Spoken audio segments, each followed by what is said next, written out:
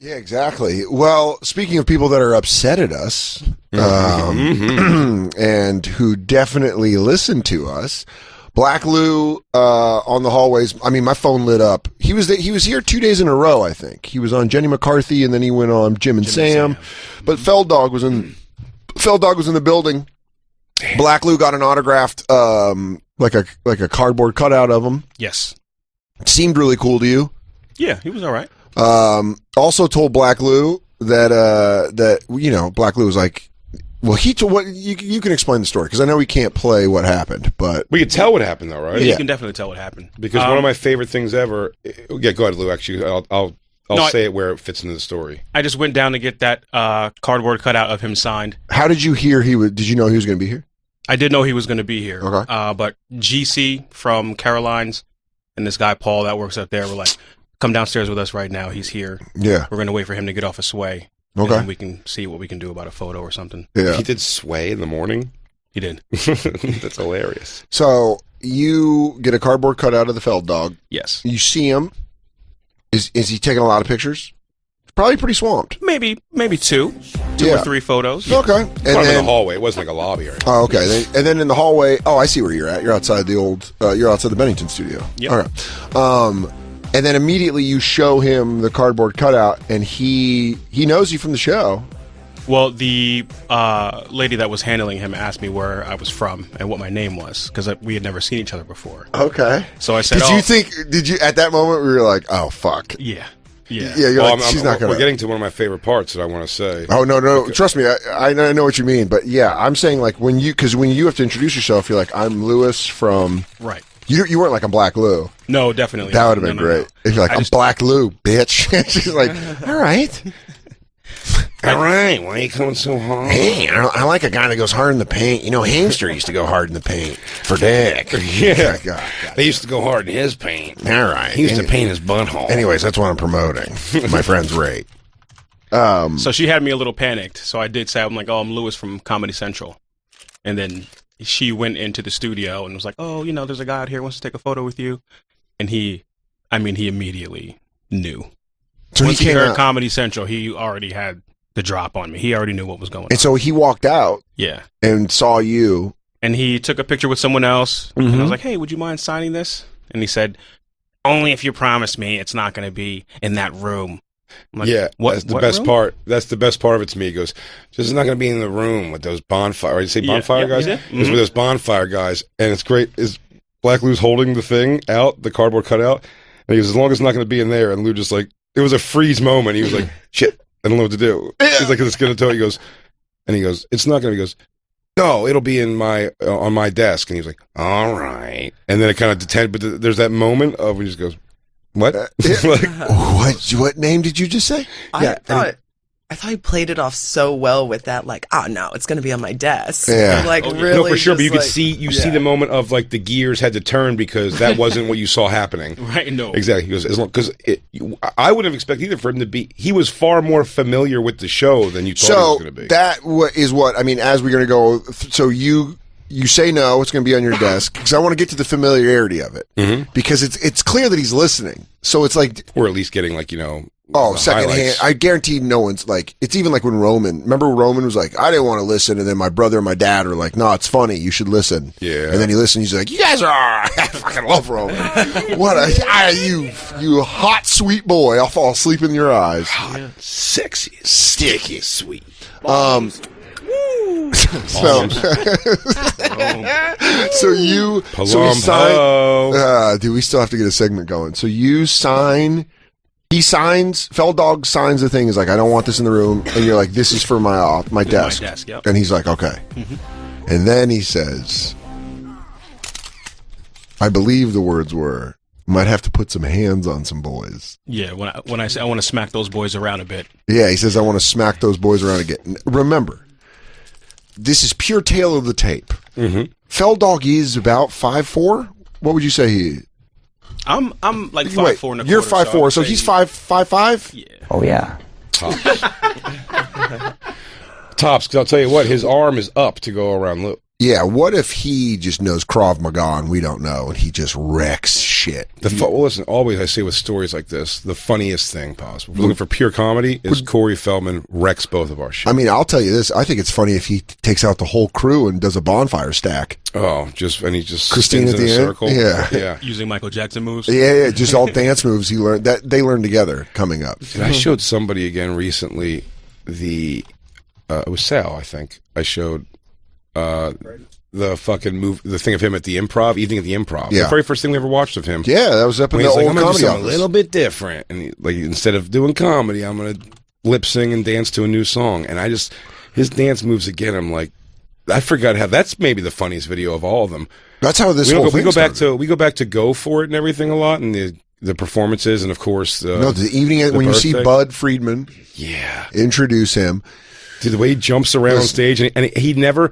Also, I forgot how much in that thing he's supposed to be lip singing. He forgets to sing a lot, and also never holds the microphone in front of his mouth, and he's like singing. He's so much more focused on dancing like Michael Jackson that he forgets to lip sing almost the entire song. Well, it's in the saga we've had with Feldog over the last 5 years. Mm-hmm.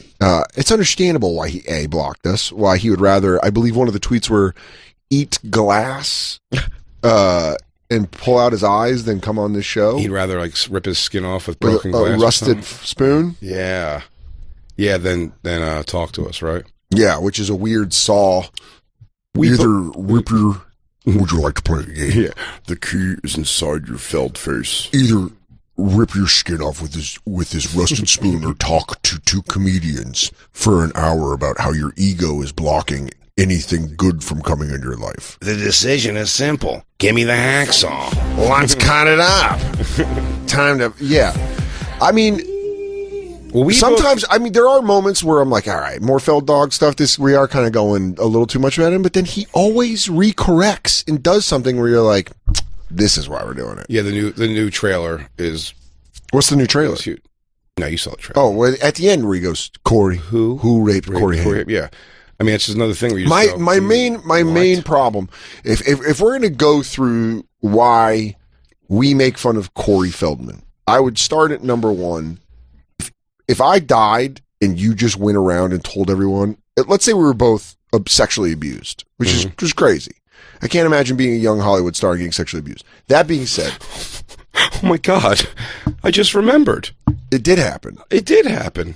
And it happened to and then I died, but then you tell everyone that just happened to me and that you kind of caught some windfall dick. Yeah, me and you were both molested. He goes, well, what happened to you? He goes, well, I remember at a party and just looking over and Dan just had just a sea of dicks around him and he was just working. I mean, he was playing them like that bone organ in the Goonies, man. What a circus! He was just going at him.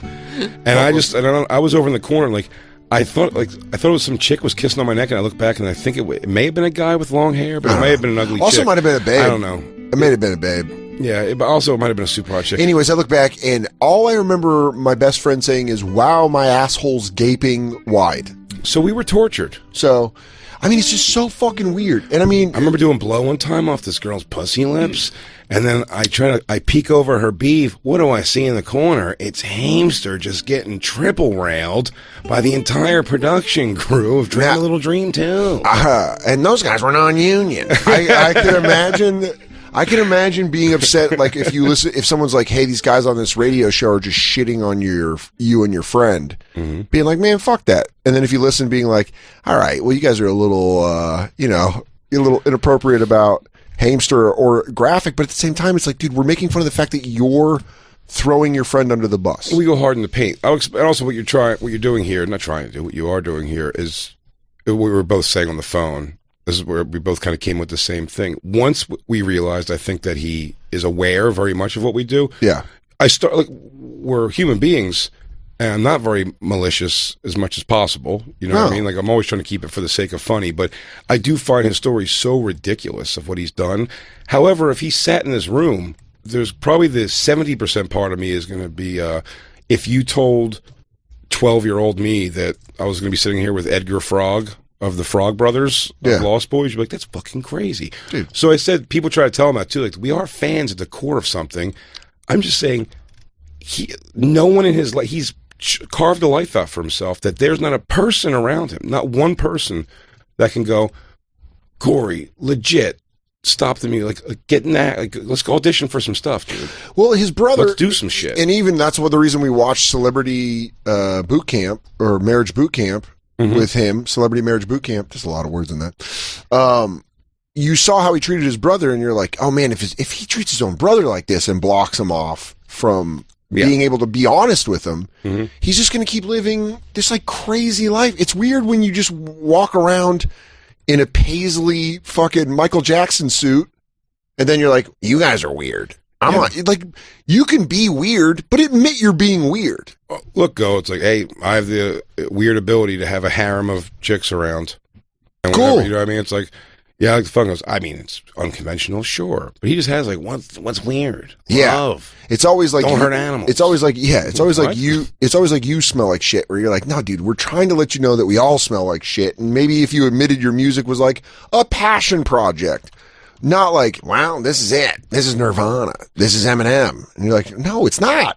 I've never heard him say even anything like, look, I'm not the greatest singer, but I love doing it. I love it. I'm able to afford to produce it. Dude. And, you know, for the few people that like it, I go out there and we have a good time. Maybe some of them are coming to laugh along with it or whatever, but if they have a good time, whatever. I enjoy doing it. Awareness. There's a I think that's self-awareness is what we're actually trying to say. Like, show a little bit of self-awareness. Yeah, and then he actually doesn't have the ability to sing good.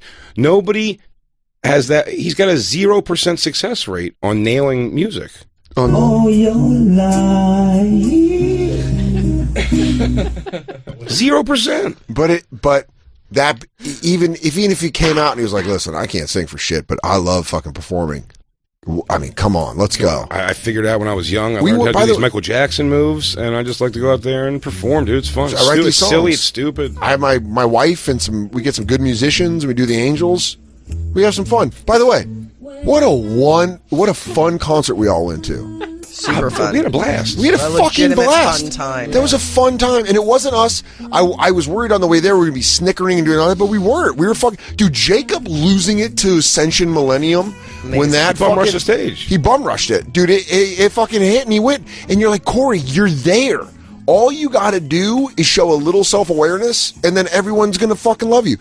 Amy Miller, great comic from the Bay Area that lives in LA, and she was on Nikki's show, and she immediately texted me, and she's like, Corey Feldman's here. And she listens to the Bonfire. So she was like, oh my, is he going to come on the Bonfire? And I was like, no. Yeah. I want to get to the point where he said to Lou, the second thing that he said.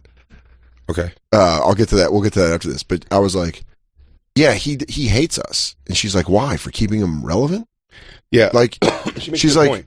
Yeah, she's like, by the way, she sent me a picture of her and her friend with Corey Haim. And he took a picture with him, and as he was taking the picture, he was like, "You know, this is $10, right? $10 each, right, lady?" She sent me a picture with Corey Haim.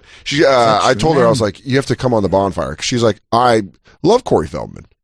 Yeah. Well, here's the thing.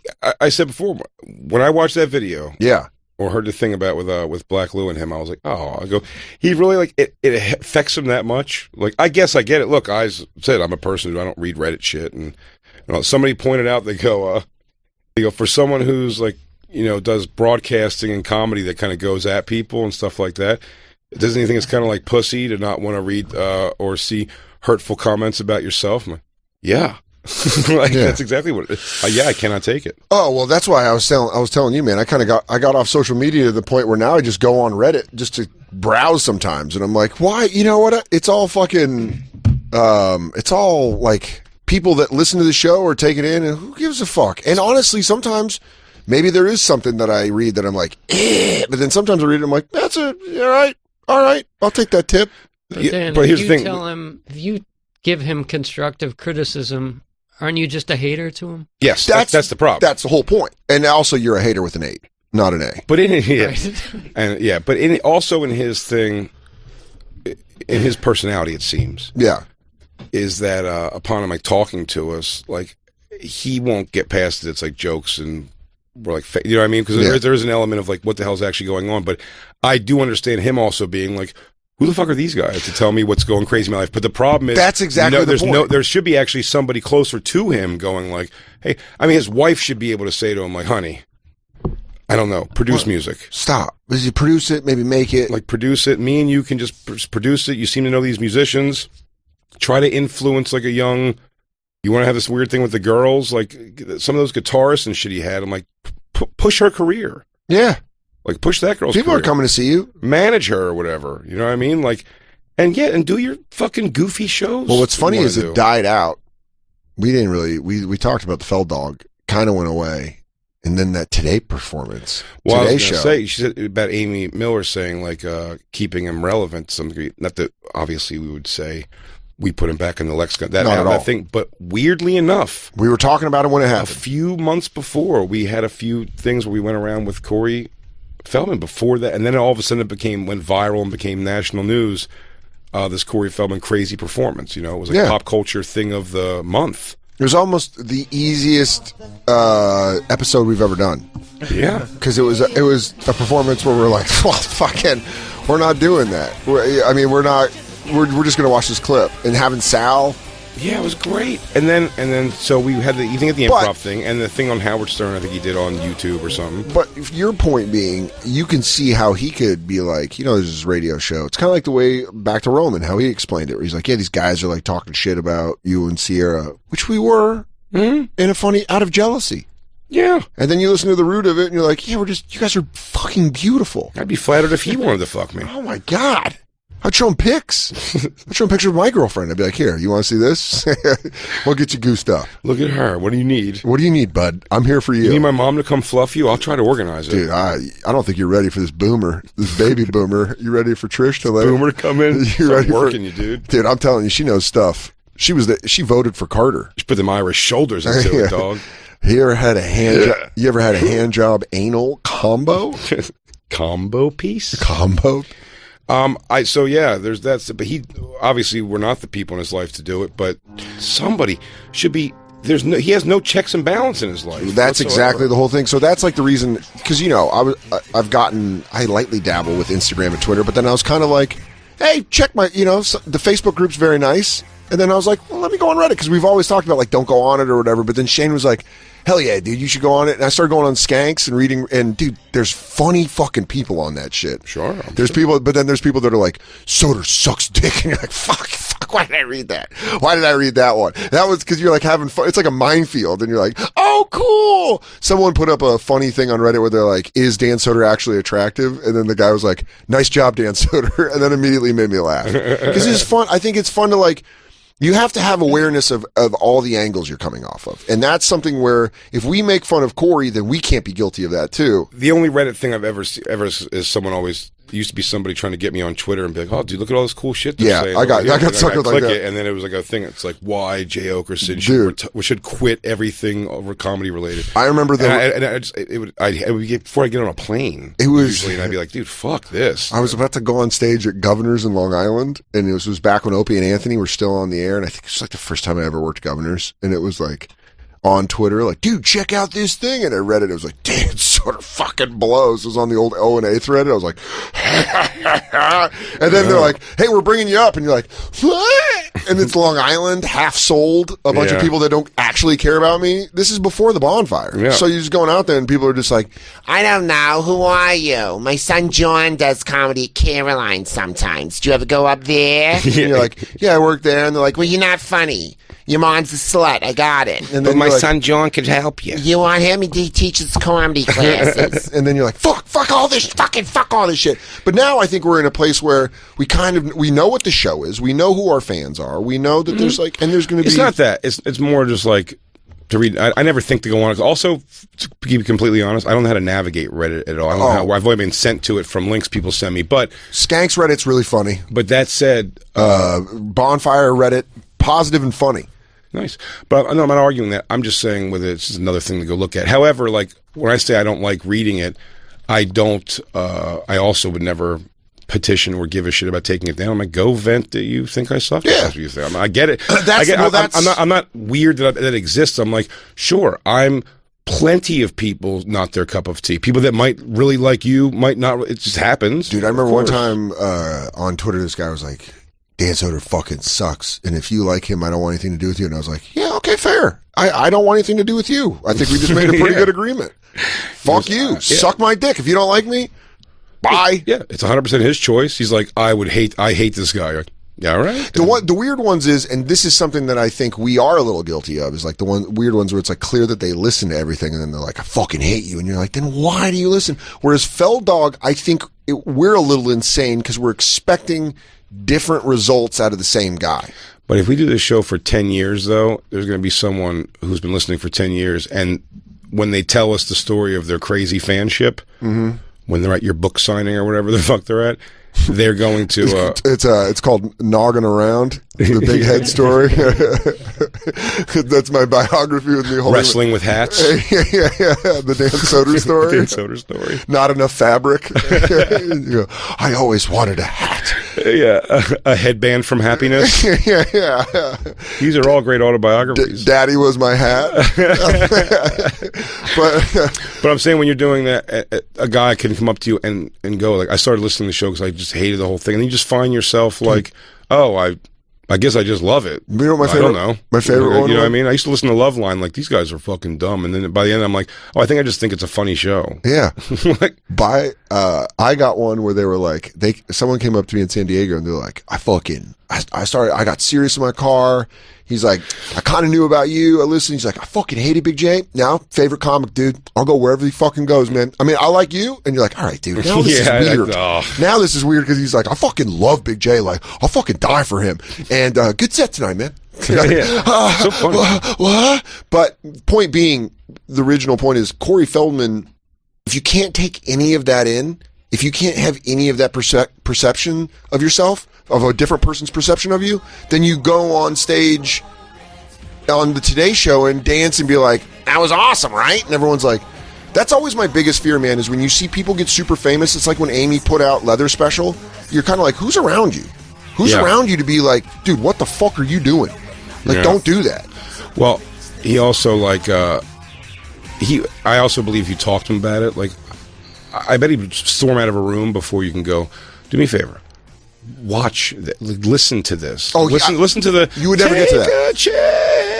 You would never get to that because you're exactly right. You would never get to that because he'd be like, "You're a hater. Sorry, you don't have the skills." Well, what did he say to you? But do you think he would storm out? It's a question of conversation, really. Like, do you think he storms out because he's like, they're going to be right when I hear this? Like, clearly, I'm not hearing something, and he storms out. Is there enough realization of that, or is he just so?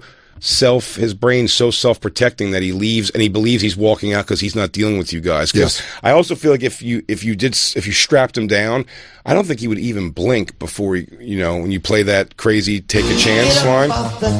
Yeah, I mean the part that we all know when he goes fucking nutty. He does fucking rock your ass.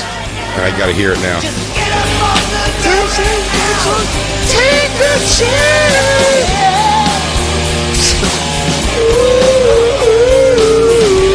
Honestly, I don't know.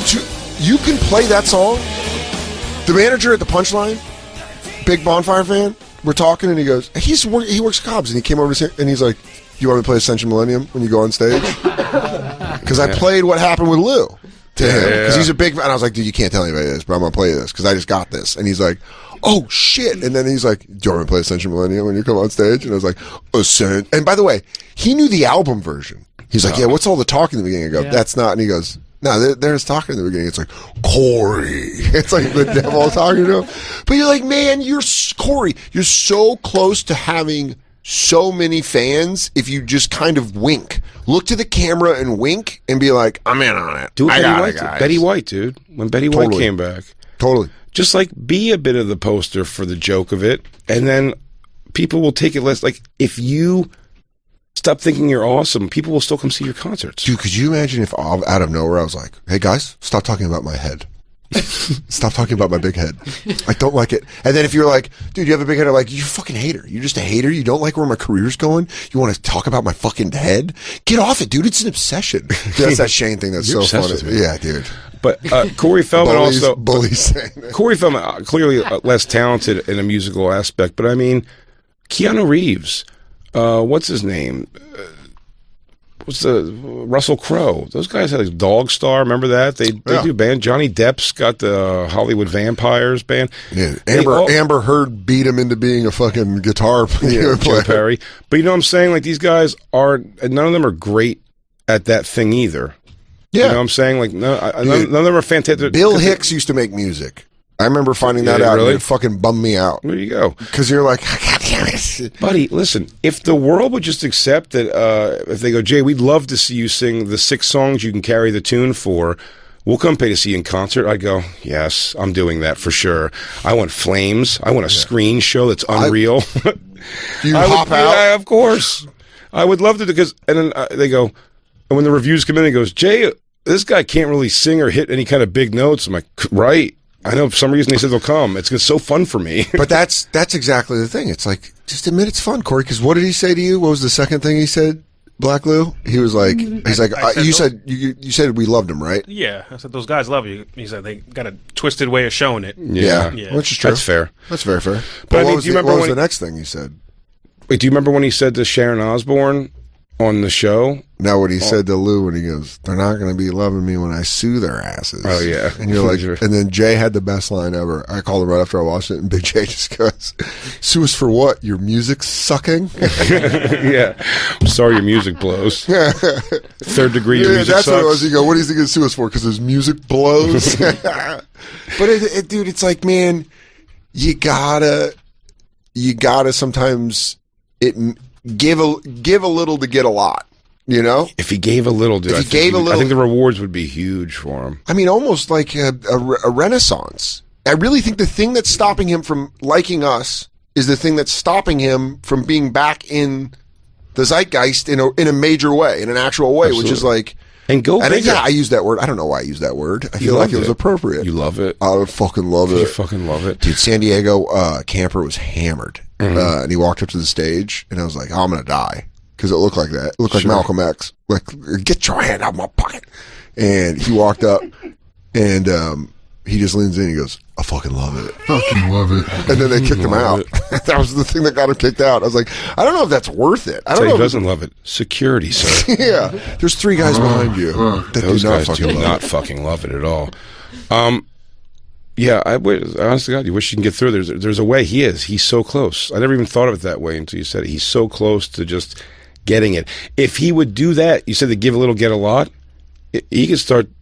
If he gave that little tiny bit, he could start dressing like fucking Captain EO 24 hours a day. I would love it. I'm saying nobody would. Then you go, oh, he's living the character now. Yeah, he's doing the thing. He's living that, and that's fine. But he has some awareness of the thing, you know, like laugh off the whatever. To show self-awareness. It's the best defense of anything.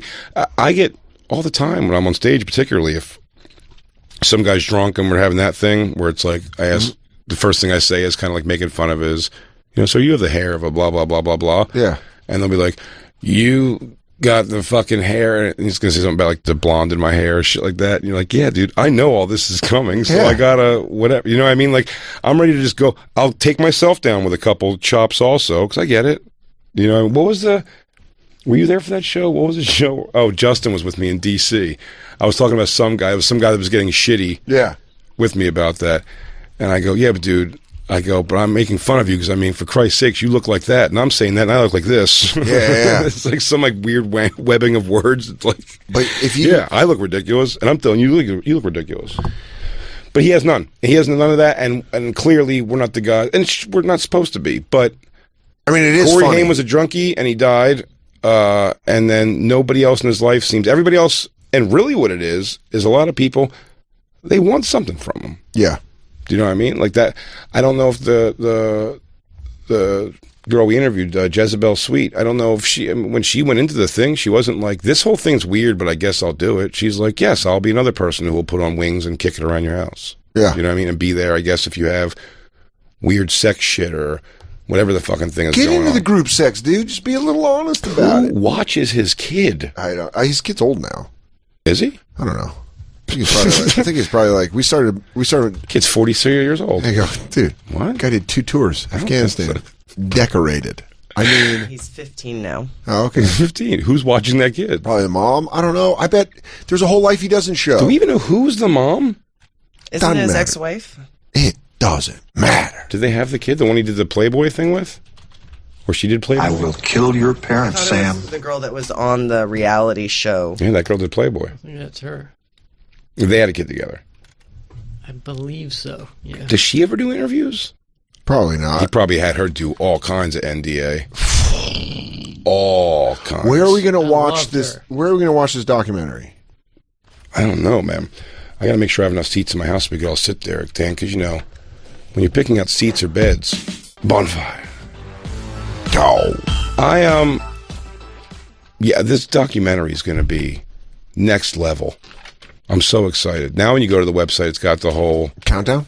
Yeah, like coming down for it. Wednesday at March 9th. 9th. At 8 p.m. Wait, March 9th is a Monday? Oh, wait. March 9th, 2020, 8 p.m. PT, 11 p.m. Perfect. PT. I'm filming Billions on that day, so I will be wrapped by 11 p.m., which means I'll be at your house. Kills me I can't be there. Yeah. It kills us all. You don't love us. This This was the event of the year. For Short King's hands. You're right, Notorious RGA. We're going to catch those Short King hands. Oh, dude, he just showed up dressed like that, just beat the dick off us. Oh, yeah, in pleated pants. Oh, my God. And then he went, maybe that'll teach you guys. Angels, dismantle. He could. It's a shame. It's a shame. When he said that, I actually genuinely felt like, oh, dude, this guy, like, I don't want to give this guy any, like, shit in his life, but maybe we make him re-examine. Maybe we make him re-examine some things. 'Cause, man, do you know what, his man? wife's not telling. No one is telling him. Well, because you said it. Everyone gets stuff off him. Yeah. So no one wants to tell him anything and disrupt that gravy train. Well, she might want to be a musician in her own right to some degree with putting in zero effort. So she just like, well, this guy has the ability to go on a tour and play these places because of his name.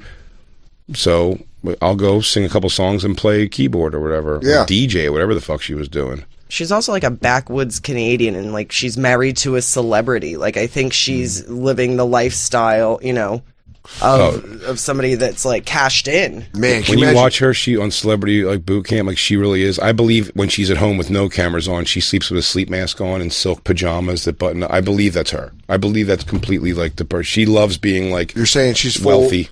Canadian Beverly Hillbillies? Yes. Yeah. She is, and she is a backwoods, like she's a rube in her own right from Man, Canada. Imagine how hot she was in her rural Canadian town, because she's like L.A. hot. Are there young pictures of her? I always think about this, and this will lead us into our next subject. But I always think about smoking hot girls in L.A. It's like thinking about like You gotta finish that sentence. Like OBJ. I always think about smoking hot girls in L.A. Like- I'll take a commercial break. All right, let's go. Bye, beautiful babies.